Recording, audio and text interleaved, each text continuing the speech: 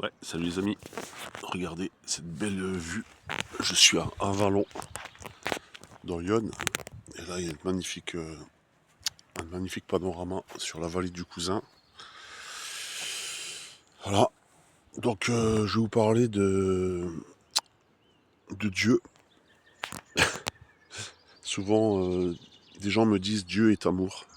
C'est une phrase que j'entends souvent, Dieu est amour. Moi, pour moi, pas du tout. L'amour, c'est un sentiment, une émotion très élevée, peut-être la plus élevée qui existe. Mais c'est pas ça, c'est pas Dieu en fait. Dieu, ça englobe absolument tout. L'amour, la haine, absolument tout. C'est pas que amour en fait. C'est ça que l'amour, c'est, je pense, le sentiment humain le plus haut. Mais c'est pas, c'est la conception qu'on se fait de Dieu, c'est-à-dire c'est ce qu'on voudrait que ce que soit Dieu, amour. Mais Dieu n'est pas amour. Dieu n'est pas dans l'émotion humaine. C'est nous qui rapprochons les meilleurs états au divin. Et les états les plus bas, les plus horribles au, au diable, tu vois, les deux antagonistes.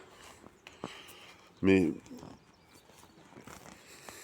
comment dire, c'est vraiment la vision abrahamique et anthropomorphique de la religion moi, me gêne personnellement. Parce que le sentiment humain, agréable ou non, il est intégré dans notre ADN, dans dans notre observation, notre vision des choses. Mais Dieu n'a rien à voir là-dedans, en fait. C'est ça que je comprends pas, en fait. Comment on peut toujours associer les choses bonnes à Dieu et les choses mauvaises au diable. C'est... Comment je peux dire? Il n'y a pas d'un côté quelque chose qui te récompense et d'un autre côté quelque chose qui te punit. Les deux sont sont de la même nature. Sauf que l'être humain reçoit les choses, réceptionne les choses différemment. Tu vois? Nous, on aime le sentiment agréable, on va dire amour. Dieu est amour, par exemple, on associe souvent l'amour au désir, au plaisir. C'est souvent très étroitement lié. Par exemple, on rencontre un ou une partenaire avec qui ça se passe super bien, à tous les niveaux, on va dire, au début de la relation.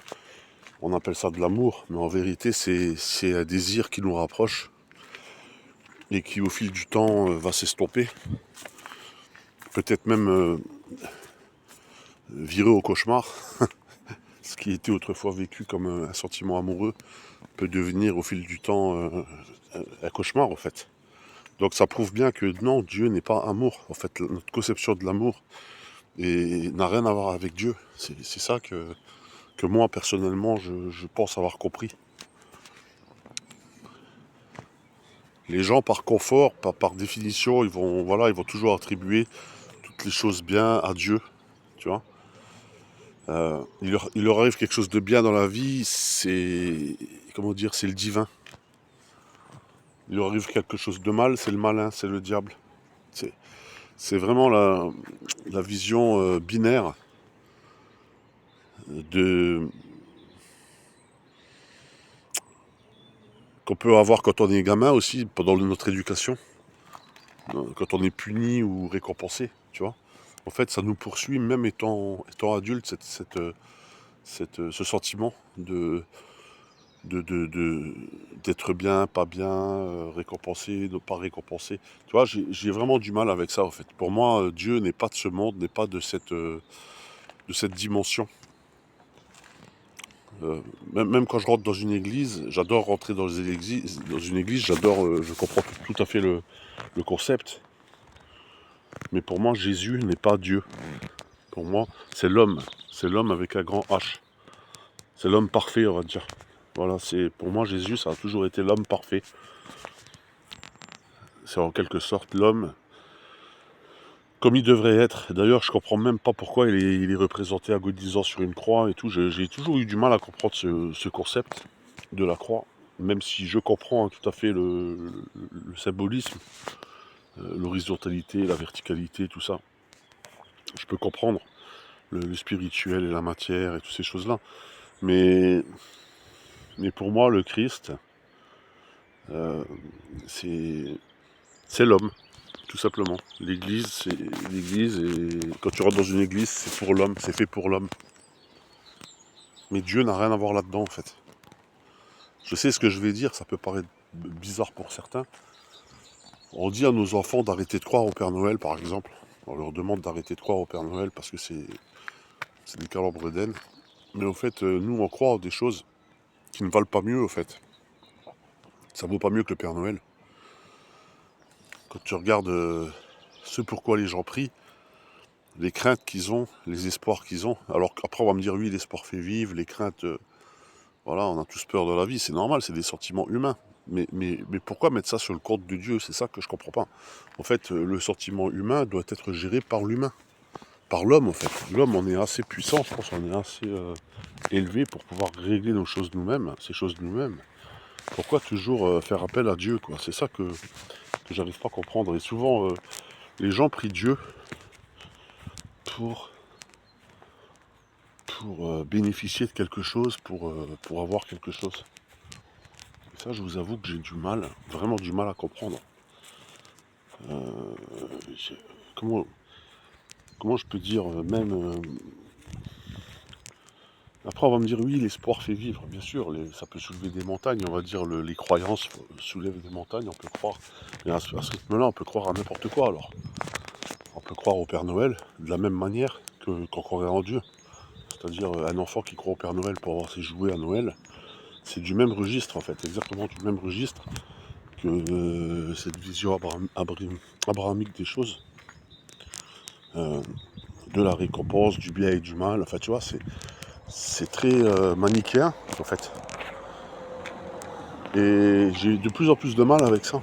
Et je comprends pas que, en tant qu'adulte, normalement, tu devrais savoir que le bien et le mal, c'est quelque chose de typiquement humain, géré par les humains.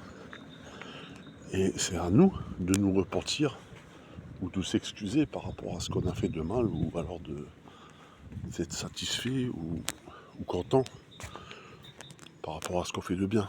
Tu vois, c'est quelque chose d'humain, en fait. Dieu n'a rien à voir là-dedans. Je sais pas comment dire. C'est notre venue sur Terre, on va dire. Nous, on ne sait pas ce qu'il y a après. On ne connaît pas, en fait, l'après. Et associer Dieu à un sentiment humain, c'est quelque part, c'est le réduire aussi, à l'extraire de toute la dimension qui peut-être nous échappe et qui est justement la plus importante. C'est celle qui nous échappe, justement. C'est celle que l'on ne connaît pas. Or, les religions, souvent, on cherche à faire le lien entre l'homme et Dieu. Mais ça, encore une fois, c'est un sentiment humain. C'est l'homme qui invente ces choses-là.